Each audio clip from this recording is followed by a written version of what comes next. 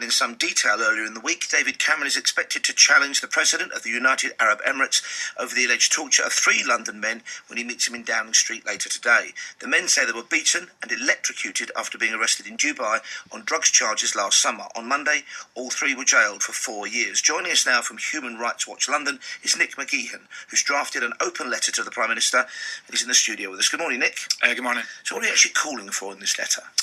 Well, we've called for an independent and impartial and thorough investigation into these torture allegations. Obviously, any evidence secured by torture would be inadmissible in court. So we feel that an investigation would establish whether or not that occurred and whether or not the men should really be sent home. We spoke to one of the sisters of the men involved, and then we've heard from other relatives, and it does seem they've endured a particularly savage time, and yet the UAE authorities have said there's no evidence of the torture.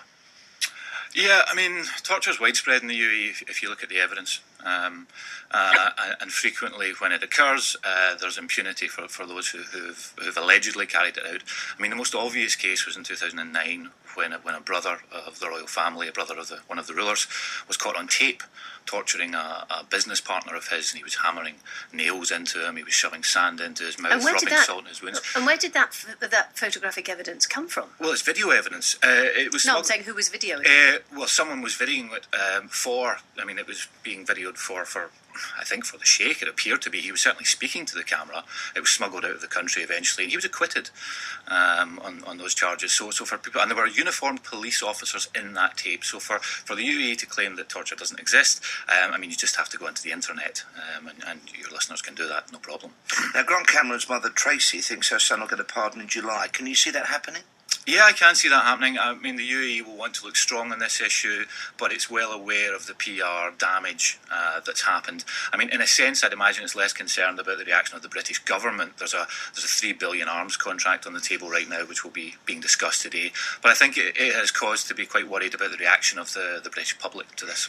Do you think that the problem is that people think of Dubai as being a little bit more liberal than it is, just because of the fact that it's on our radar, isn't it? You can go to Dubai for a holiday for a week, and it's close enough, and they don't mind you wandering around in shorts, for example, whereas other places you'd have a problem. Yeah, I think that's precisely the problem. It tends to be juxtaposed next to Saudi Arabia, which is seen as the far more conservative and hardline country. But the reality is, if you look at the facts, it's rapidly turning into a bit of a black hole. I'll give you 2 examples. The International Bar Association recently referred to a climate of fear among the legal profession. The World Medical Association recently warned doctors of the dangers of working in the Emirates. So it's not just Human Rights Watch and Amnesty International and Reprieve. There's a whole host of professional institutions which are concerned about the dangers of living and working in the UAE.